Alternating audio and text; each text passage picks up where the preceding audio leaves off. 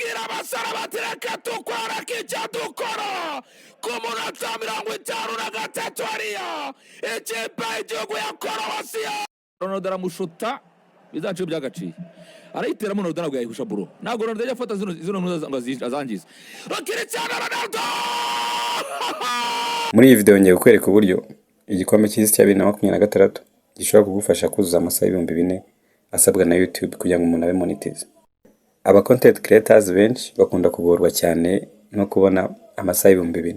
Ashobora kuba afite aba subscribers 10,000 ariko yarabuze amasaha 2000. Ubundi se amasaha 4000 kubera icyagora abantu cyane. Mbere yuko dukomeza ntiwajye gukora subscribe kugira ngo video nziza nk'izi zigeze kugeraho 5 kuri 5. Ubundi kugira ngo umuntu abe monetize agomba kuba yujuje ibintu bitatu bisabwa. Icya mbere ni uko ufite hejuru y'imyaka 18, icya kabiri ni uko ufite aba subscribers 1000, ikindi ni ukuba ufite amasaha 2000. Gusa abenshi bakunda kuba bujuje ibyo bibiri bindi ariko amasaha akabagora kuyabona. Ariko iki gikombe cy'isi cyo kiri gufasha abantu mu buryo bworoshye kubona amasaha biboroheye kandi bitabagoye. Reka nguhe nk'urugero, ushobora gukora content ijyanye na documentaire, ukavuga documentaire isobanura uburyo igikombe cy'isi kiri kugenda, isobanura amastade kiri kuberamo, isobanura n'ibihugu kiri kuberamo. Ibyo bigatuma abantu bagira ute babasha kureba video zawe mu buryo bukoroye, kuko nk'ubu nko mu Rwanda abantu benshi bakunda kureba ibintu biri trend. Ubu ibintu biri trend mu Rwanda ni ibintu bibiri, ni igikombe cy'isi cya 2026, ni Kagarara, ni Titi Brown. Niba utari gukora kuri ibyo bintu bitatu ntabwo uri gukora content. Reka nguhe nk'urugero kuri YouTube channel yanjye urebe maje gukora video 5 ariko urebe izo video 5 icyo zamfashe kuri YouTube channel yanjye. Nkuko muri kubibona nakoze video 5. Video ya mbere yarebwe n'abantu 2200. Video ya kabiri irebwa n'abantu 614. Video ya gatatu irebwa n'abantu 531. Video ya kane irebwa n'abantu 384. Video ya gatanu irebwa n'abantu 324. Uri kubona ni video zikurikiranye nakoze mu gikombe cy'isi. Video ya mbere yavugaga ku matsinda, video ya kabiri ivuga kuri knockout, video ya gatatu ivuga ukuntu Portugal yanganyije, video ya kane ivuga ukuntu Afurika iri kwitwara, video ya gatanu ivuga ukuntu Ubufaransa buri kwitwara neza mu gikombe cy'isi. Izi video zose reka nkwereke ese zamaye aba subscribers banga, zamaye watching time ingana gute. Izi video nkuko mubibona zamaye aba subscribers 245. Ibihumbi zamaye aba subscribers 245. Zamaye aba subscribers 215. Zima watch time ingana n'amasaha 245. Nkuko muri kubibona YouTube iri kuvuga ko aba subscribers 215 niyongeyeho mu cyumweru kimwe bikubye inshuro 21% ubwo bishatse kuvuga ko uko aba subscribers bari basanzwe bajya kuri YouTube channel yanjye bikubye inshuro 21. Numva ko ni ikintu kidasanzwe iki gikombe cy'isi kigiye gusiga kuri channel yanjye.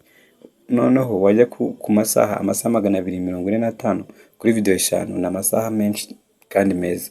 Ubwo urumva ko yaba narakoze kuva ku mukino wa mbere kurinda ugeza ku mukino aho bigeza muri kimwe cya 8 nakakwiye kuba video yanjye cyangwa se YouTube channel zanjye zimeze neza. Reka nkwereke ibanga ushobora gukora kugira ngo YouTube channel yawe imere neza kandi yuza amasaha muri iki gikombe cy'isi. Ikintu cya mbere, ubundi muri iki gikombe cy'isi abantu bakunda kumenya update, ukamenya ngo niba ngiye kuba video ivuga kuri line-up y'ikipe y'Ubufaransa.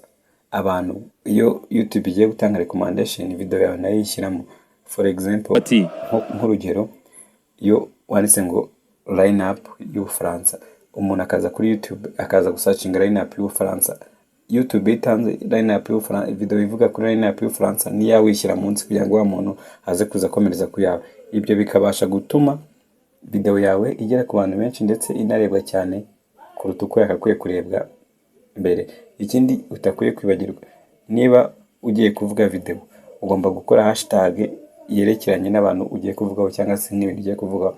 Niba ugiye kuvuga ku gikombe cy'isi ugomba gukora hashtag ugashyiramo igikombe cy'isi, ugashyiramo football, ugashyiramo na sport kugira ngo wa muntu searching ibintu bya football nawe aze kubona video. wa muntu aza gusacinga ibintu by'igikombe cy'isi nawe aze kubona video yawe. Iki ni ikintu ukwiye kwitondera. Niba ugiye gupostinga ibintu bijyanye n'igikombe cy'isi, gerageza kubipostinga bitaramara kuba expired cyangwa se bitaramara igihe kirekire bigiye hanze.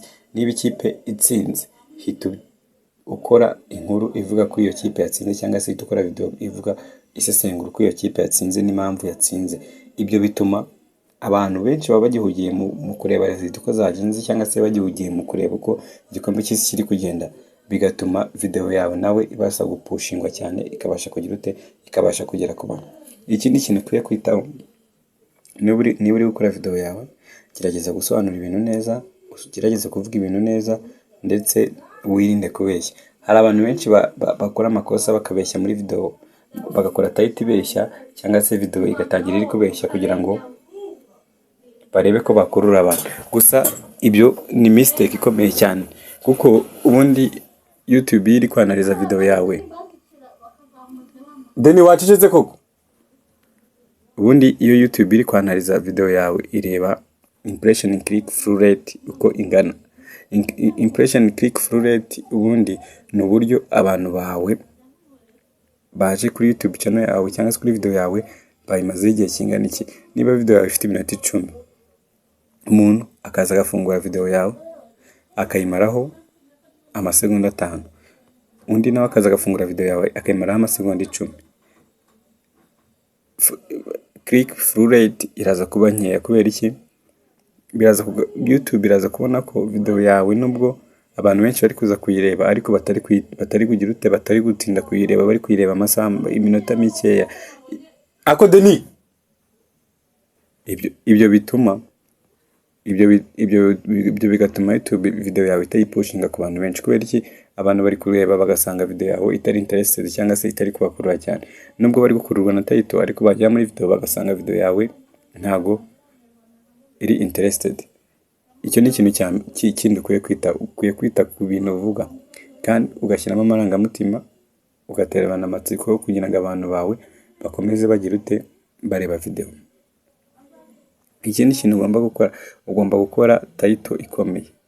Title ikomeye ifasha iki kuri YouTube? Title ikomeye ifasha YouTube yawe gutuma abantu bagira amatsiko yo gufungura video yawe. Iyo umuntu agize amatsiko yo gufungura video yawe, niko agenda aryoherwa kugeza aho yumvisha ibyo ashaka kumva muri title yawe. Ikindi ugomba kwitaho niyo bita thumbnail. Thumbnail abantu benshi ntago bajya bayimenya, ntago bazi ngo thumbnail ni iki cyangwa se ikorute akamaro kayo. Bra thumbnail iyo umuntu ari kugenda kuri YouTube scrollinga akaza kubona icyo bita thumbnail yawe, akabona iri interested, akabona iri kumukurura, bituma kanda kuri video yawe atarafite gahunda yo kwikanda. Ubwo rero iyo wakoze thumbnail nabi, ntago video yawe izakundwa n'abantu. Thumbnail ni iki? Thumbnail ni ifoto igaragara mbere yuko umuntu afungura video yawe. Murabizi abantu benshi bakora thumbnail irimo amarangamutima, irimo amatsiko, ku buryo umuntu wese nayigeraho ari buze kugira amatsiko yo kuyireba. Iyo umuntu agize amatsiko yo kuyireba akayireba igihe kinini, bituma YouTube itanga recommendation ku bantu benshi. Ubundi se reka twibaza akantu, YouTube ubundi ikora ute? Ni gute nshobora gupostinga video ikagira views 10,000 na posting indi video ikagira views 5? Ibyo bikunda kuba ku content creator ntibamenye impamvu video zabo zitagiye cyangwa se ntibamenye amakosa bakoze. Ubona kugira ngo video yawe igende, ugomba kwita ku bintu bibiri. Ikintu cya mbere, ugomba kwita kuri video yawe ukiteguye.